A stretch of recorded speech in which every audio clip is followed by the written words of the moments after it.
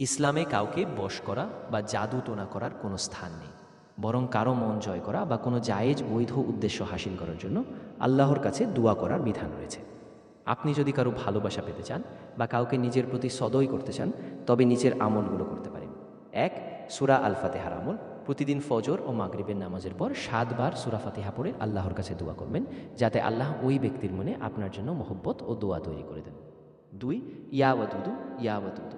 আল্লাহ তাআলার এই গুণবাচক নামের অর্থ হলো হে পরম প্রেমময়। প্রতিদিন অন্তত ১০০ বার এই নাম জপ করবেন। এটি মানুষের মধ্যে ভালোবাসা ও হৃদ্যতা বৃদ্ধির জন্য অত্যন্ত কার্যকর। ৩. সূরা তোয়াহার আয়াত নং ৩৩।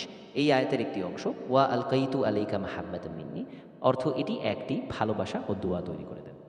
আমি আমার পক্ষ থেকে তোমার উপর ভালোবাসা ঢেলে দিয়েছি।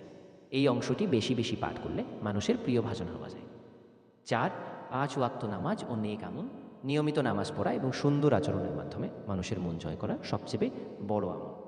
সতর্কতা: কোনো হারাম উদ্দেশ্যে বা কাউকে কষ্ট দেওয়ার জন্য কোনো আমল করবেন না, কারণ এতে হিতে বিপরীত হতে পারে। ইসলামে কুফুরি বা তুকতাক করা কবিরা গুনাহ। সবসময় আল্লাহর উপর ভরসা রেখে জায়েজ পন্থায় চেষ্টা করুন।